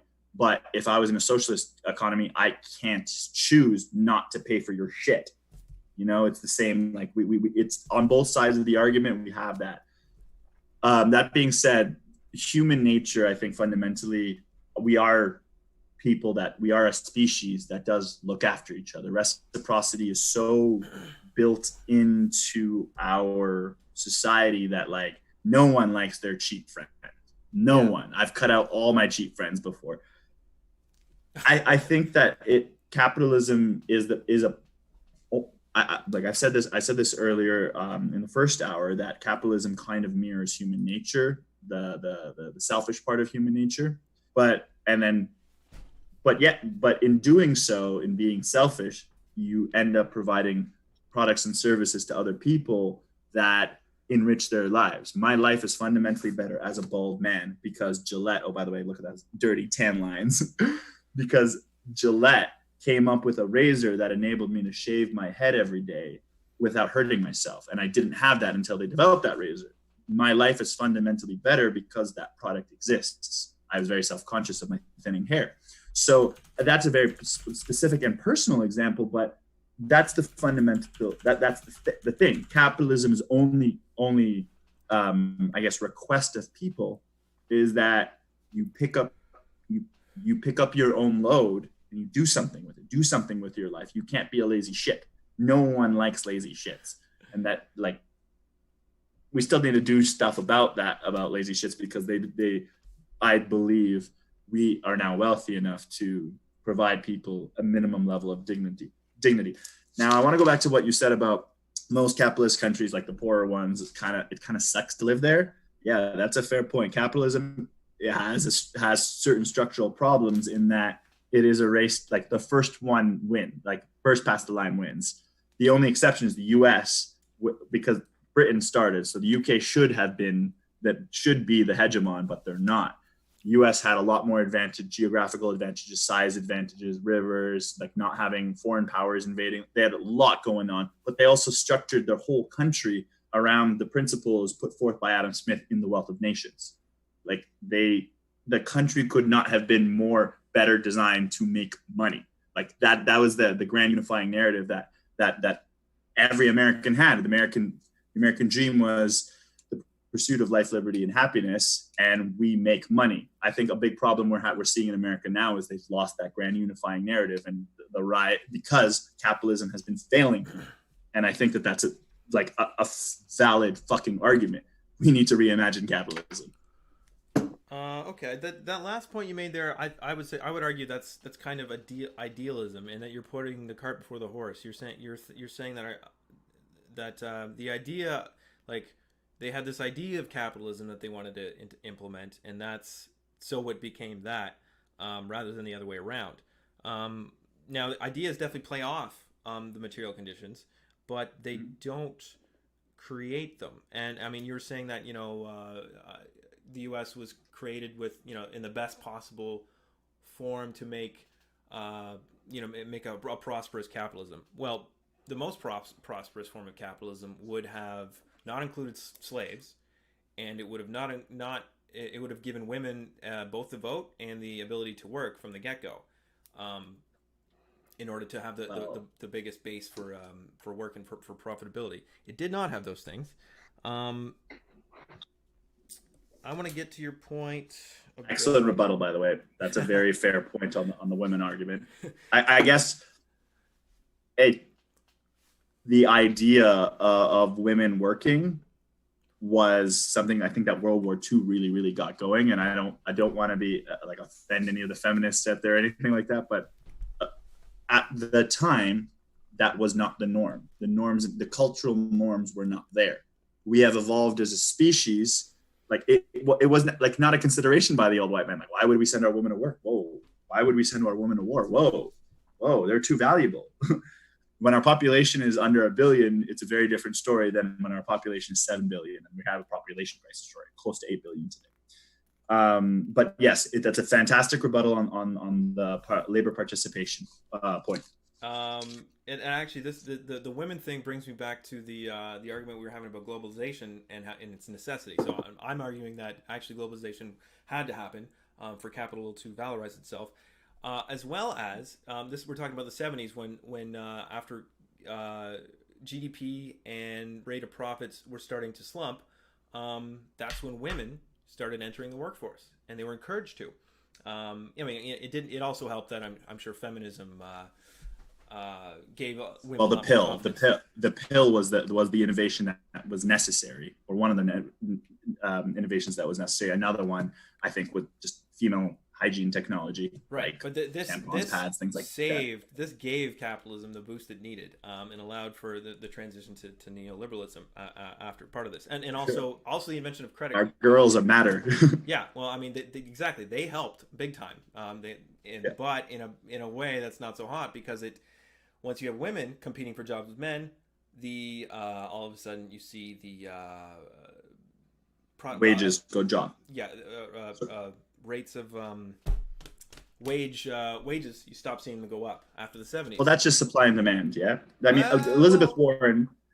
yeah, it is. I was going to say Elizabeth Warren wrote a book on this and how like the female entry into the workforce in the States necessitated a two working parent household. I mean, she wrote a whole book on this back in the day. So like y'all can check it out at some other point. But yes, good point. That's just classic supply and demand economics. Yeah, but I would argue that was necessary for capital to valorize itself, for women to get in the workforce, as well as the invention of credit cards and personal debt. That was another innovation that really helped drive the booms of the 80s and 90s. For sure. And then, okay, so I want to move on to socialism. Can't choose. Oh yeah, so you're saying in socialism you can't really choose to not participate, or what was your argument there? Just real quick. Well, it's the same. It's like the same argument that you post with cap. You can't choose to not participate in capitalism. You also can't not choose. You can't choose to not participate in socialism. Like I can't choose to not pay my taxes, which pay for universal health care in Canada as a socialist policy, even though we're in a capitalist country. I'm just saying you can't pick and choose the I get what you're saying. Whether you play the game of society, right, or civilization. I get what you're saying. Okay, I get what you're saying. So I would argue that for one, paying high taxes is not actually a socialist policy. That's just a social democratic policy. It's a redistributive policy. It's a redistributive That's policy. Yeah. Which is honestly a kind of necessary part of capitalism, especially in the rich countries. So, but in actual existing socialism, like the kind we want to get to, or I want to get to, it's kind of a moot point about choice, because everything becomes democratic. If you're democratically choosing what to do, what to work on, and how much work is worth, it's like if you go all the way back to when people actually used to live in communal, savage and barbaric communities, everything was decided like communally. You had it. You elected a chief. You elected a warlord when it was time to go fuck someone up.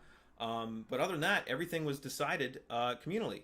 And I mean, everything was the law was based on your kind of immediate family and your relatives. And so you would end up kind of reverting back to a system sort of like that, where your community would, except it wouldn't be blood related. So you would decide democratically in your community what needs to be done, and then also you'd have representatives, for your larger regions in the country and the globe or whatever, as to what gets done. So I mean, so saying you can't participate in that, I mean, it would be much harder to be a lazy piece of crap in socialism, like. Because everyone's going to be working. Like, you're all responsible for, doing the work of keeping a community together. It's just not really an option. In order to get your food and your house taken care of, there's no option to just like stay home and collect your welfare payment. You're actually more incentivized to work, I would say, than less. Even though there's abundance, like the whole idea is we take the abundance provided by capitalism and just distribute it correctly. So it's not just like going to the people who can afford it and then throwing the rest or burning the rest in the dump. And yeah, so the idea of laziness in socialism is kind of silly, I would argue. Really? Have you ever done a group project in university where there's that one lazy fuck who just free rides? that is so fucking common. It's memeified. It's such a big part of human culture I that don't we disagree. joke about it. Come on. I don't disagree, but that's because that person doesn't really have anything invested in that. If you own, let's say, if you're a tenant in a building, you have an investment in that the upkeep of that building. If you own if you're a worker in the telecommunications industry that's now been socialized, and you're all working, like you have a personal investment in keeping that going. It's part of your society. How is that any different than modern capitalism, where we have employee share purchase plans where I was an equity owner of every company I've worked for. Yeah. I didn't own the means of production, but I owned a part, infinitesimally small part, but I owned a part of every company I've worked for outside of, like in Canada, to be specific, not in the Middle East, because it was different there.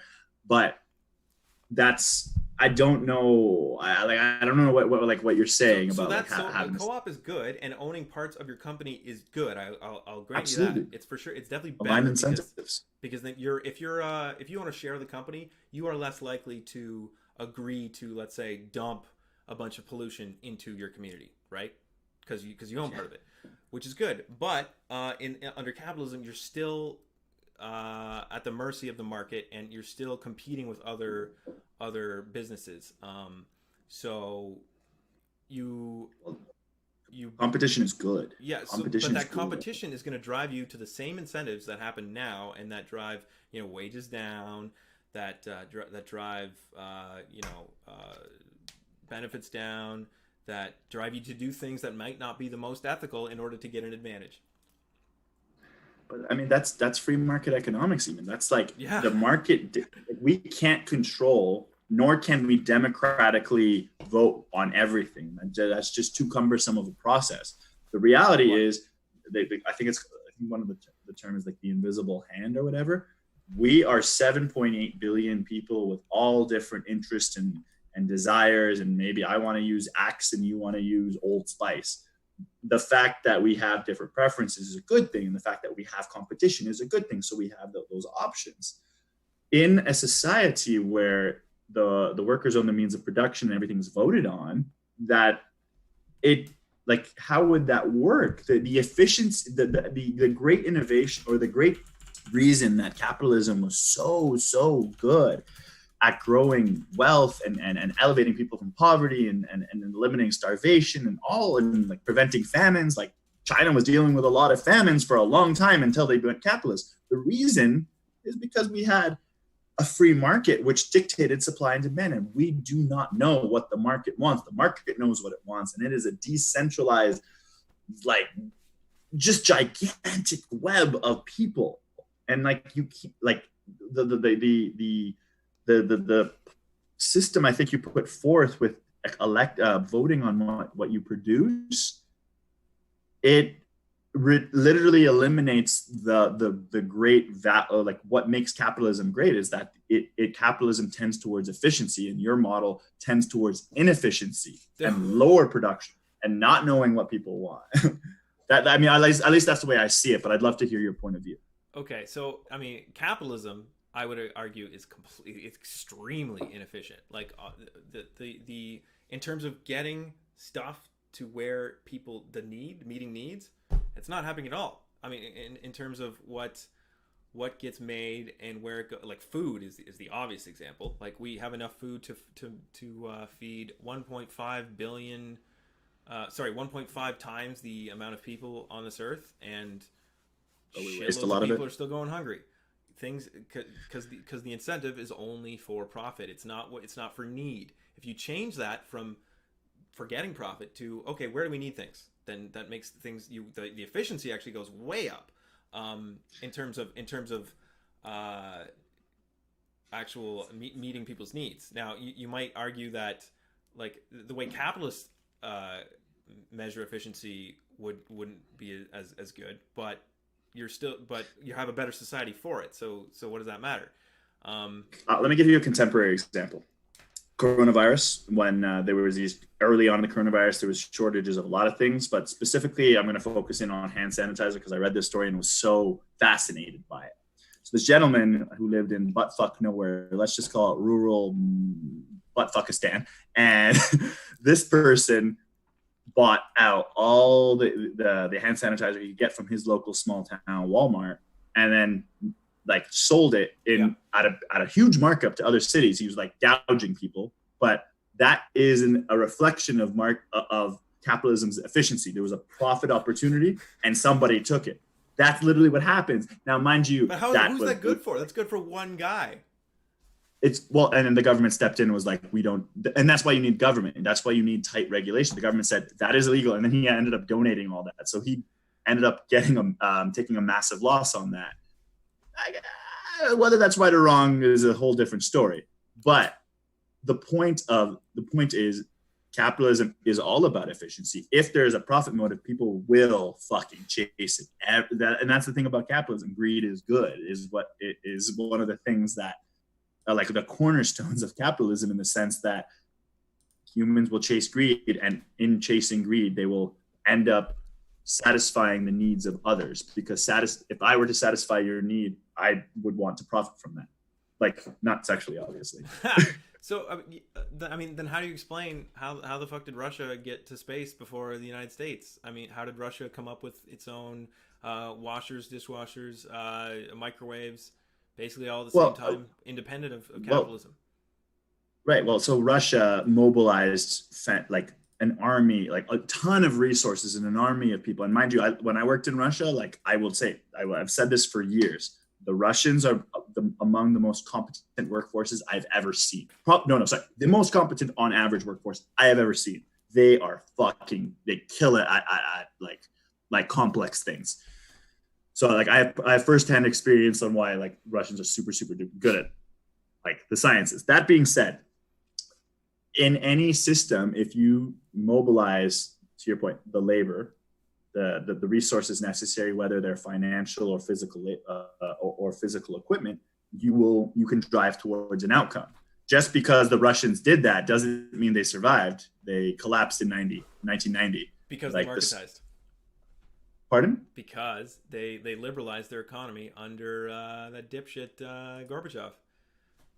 So I don't know the details of that, so I can't really speak to that intelligently, honestly.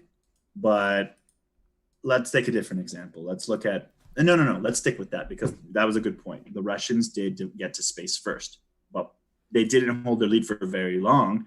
But even in America, it wasn't the free market that was actually dictating the space program. It was John F. Kennedy saying, we will land a man on the moon by the end of this decade and return him home, which is as important as getting there, in my opinion. More important, yeah. In a time, I mean, we don't like to leave sailors abroad, sailors at sea. You know what I mean? Right. Except dogs. Apparently, we just kill the dogs and monkeys. We send them out to die, sadly. Yeah. But to your point, like, it's not like even our cap. So what's really, really fascinating about that point you made is that when it comes to super high tech things, airplane industry, space industry, there's always, and even the internet, there's always an element of public-private partnership, because the government can fundamentally mobilize more resources and attack the problem. And I think that that's really, really a really important distinction. Boeing was fundamentally propped up and supported by the U.S. government, and that's why they created all these great planes. Airbus in the Eurozone, that's like it's constructed by France and Germany and a lot of different countries all partner up. It's the same deal. It's governments mobilizing their resources because it's a strategic industry and asset. Space was a strategic industry. Air travel, strategic industry. There are certain things that require such a level of technological, of financial investment, technological progress, that you just fundamentally need more, and that's where the government can step in. And I think I would love to see that kind of intestinal fortitude that governments around the world have put forth for like space exploration and aircraft design for climate change. I would love to see that. We just haven't seen our governments do anything even remotely like that. I don't know why. I think part of the answer might be because, well, actually, I don't really know, but I know that, so, part of the problem with, solar and wind is that you make them once, they get sold, you make a profit then, but then you're fucked.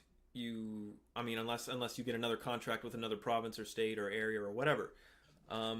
So these things, a lot of these That's things, not how everything needs to be replaced, Demon. There's a life cycle to all these products. It's right, not like you put them up and that's the profitability is still so low. Like after you've made it and sold it, there's like you make your profit then, but you don't get more. Like it's not something that keeps getting bought and bought and bought and bought in return like a normal consumer product. Well, so the profitability different classes of products. Sorry. There are different classes of products. There are products that you recurringly purchase, like water, food, fuel for your car, and then there's products that are long-lived assets, such as electricity generators or wind turbines. Those are a little bit different, but there is still innovation, and you want to improve the efficiency. So that's not how that works in the real world, at least from my understanding of it. Okay, I wanted to make.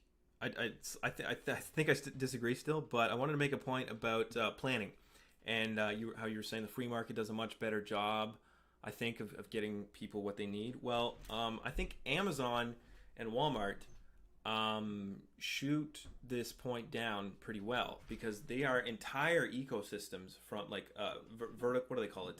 Vertical integration. Vertically integrated. Yeah. So from putting the shovel in the ground all the way to dropping off that package at your doorstep with a drone. Actually, that's not vertical. Okay, sorry. Vertical integration is when you do own your whole supply chain. Yeah. And neither Amazon nor Walmart owns their whole supply chain. Both of them have suppliers. They take advantage of. Oh wait, you're right. Yeah. But sorry, my point still remains. You don't need the vertical integration. But everything is planned ahead of time. So Amazon is leeching off these other companies, and it knows. Basically, it has the algorithms to sort out and predict what people are going to want and how much they're going to want. So they're never ended up with too much supply or too much demand. They've got it back basically down to a science just through fucking algorithms alone and robots. So that again, not true. I actually toured an Amazon factory warehouse back in November.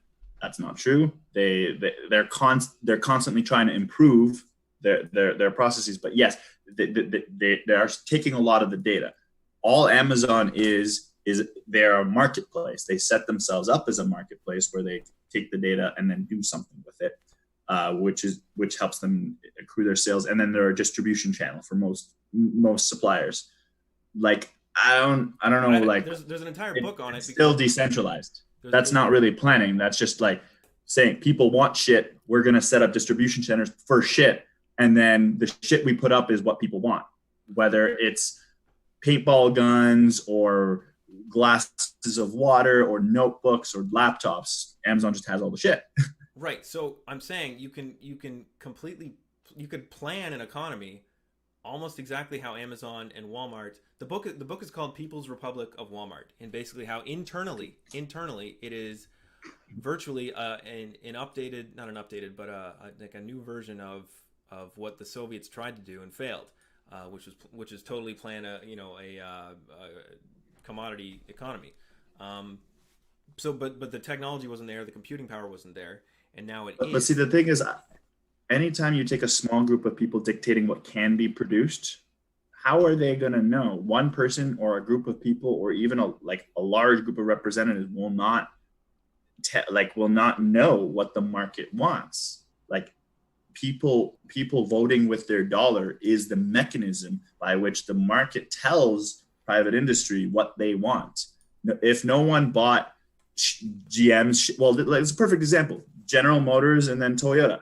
General Motors was super fucking cocky. All the American car companies were super cocky. They didn't really innovate their products. And then they lost a gigantic amount of market share. They went from over 70% to like 25 or whatever the number. Okay, don't quote me on any of these numbers.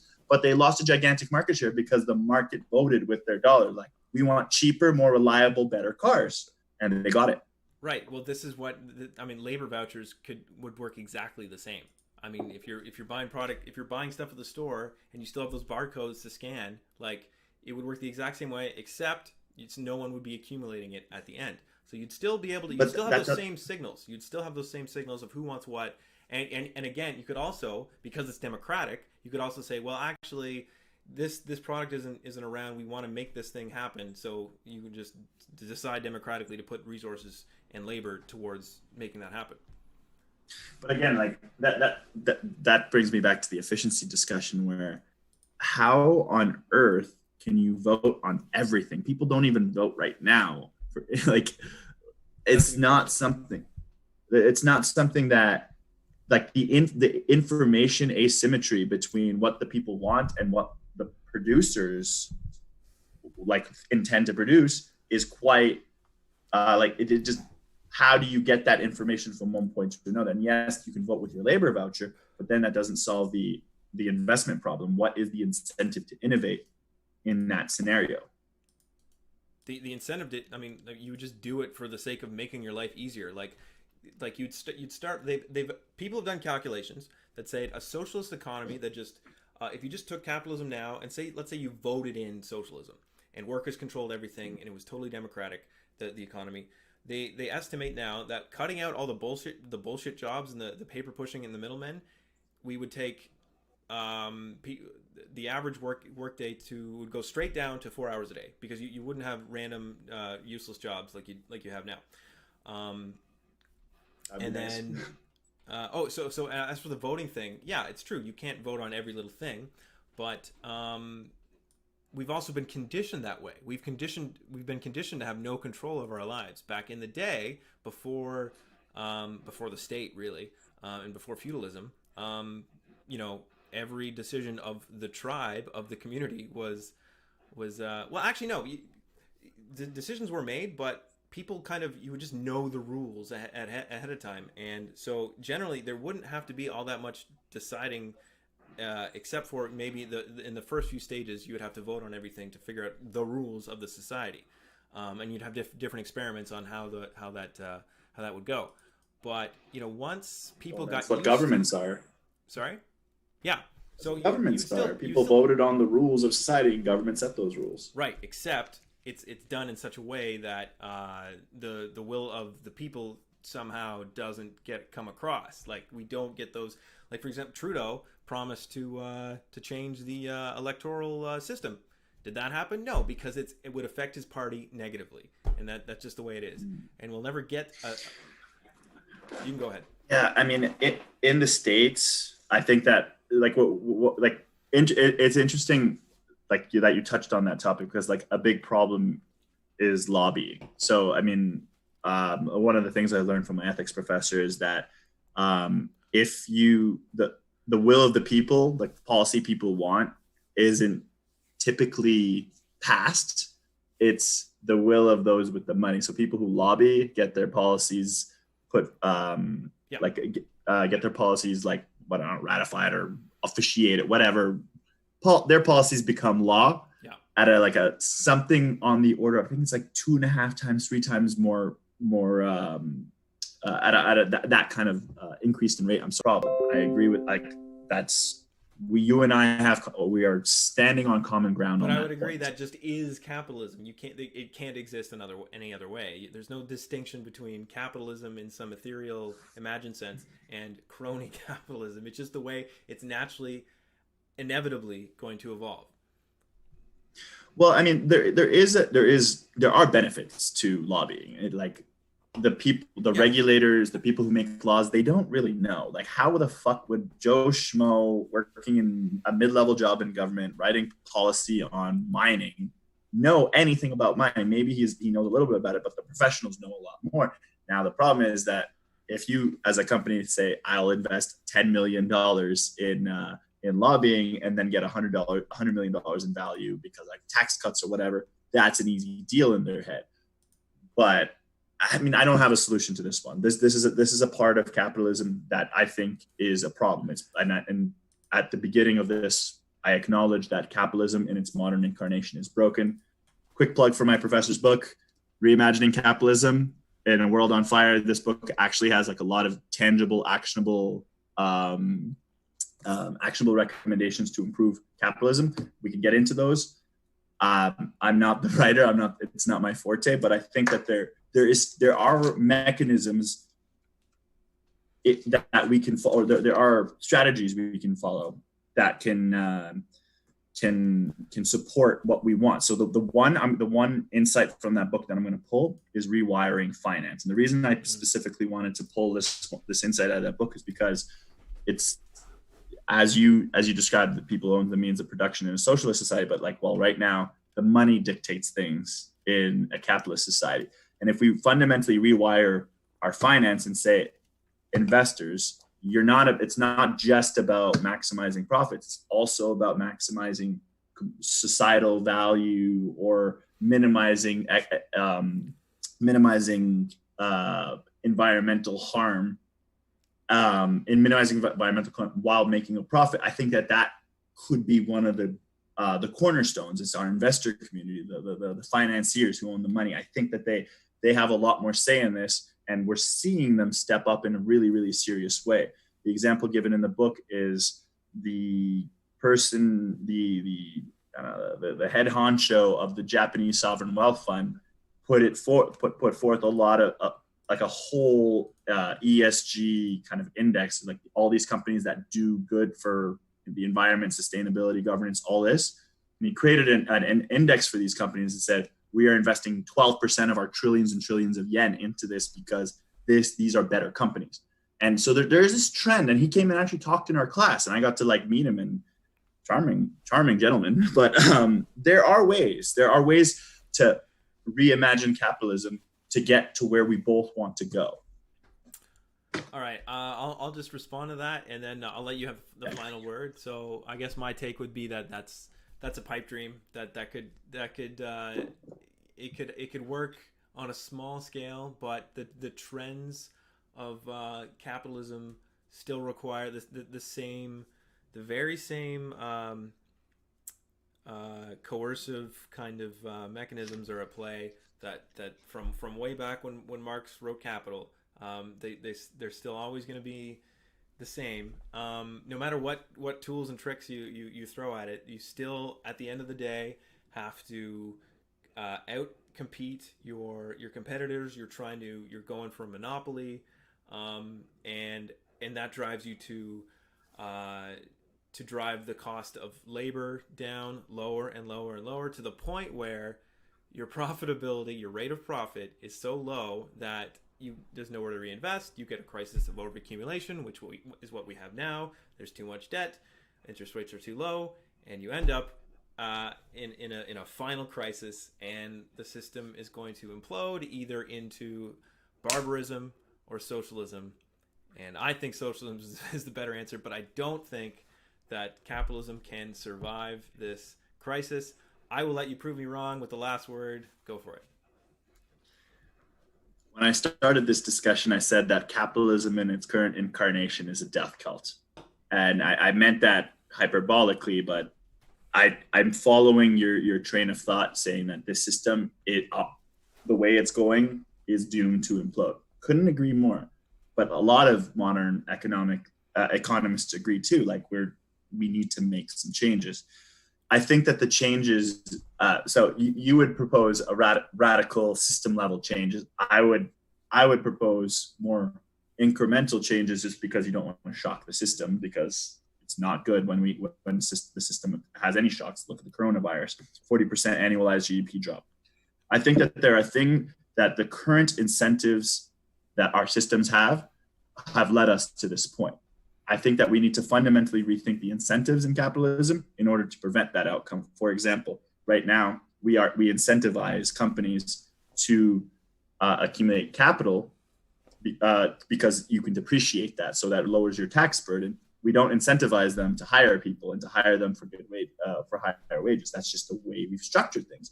So I think that we need to fundamentally rethink how the rules of the game in order to make it a more sustainable game and make it a much more inclusive game. I agree with a lot of the policies, not a lot, but I agree with certain policies that socialists would put forth, like universal basic income. I think that not universally. Sorry, we actually argue against that. I forgot to get into that discussion, but let's do that on another episode. I'd be happy to. All right. Especially as I learn a little bit more about it. But in the end, we know that capitalism, like we've seen experiments all throughout the 20th century, and capitalism has won on an economic basis, but not on an environmental and people basis, especially recently. We need to make changes, but I still think the solution is more capitalism. Okay. That's fundamentally how I feel. And I don't know if your audience will be convinced, but in the end of the day, I think that the right answer is not full capitalism and it's not full socialism. It's a synthesis between the two. And I think that today, this was a really productive discussion. I learned a lot, and I think that we found common ground in a lot of areas, and I appreciate the discussion. Yeah, man. Thanks for coming on. Man, this was a lot of fun. Let's do it again. All right. More capitalism, says Omar. I don't think we have any more questions, so we can leave it there. All right. That'll be it. I will end the stream now. Okay.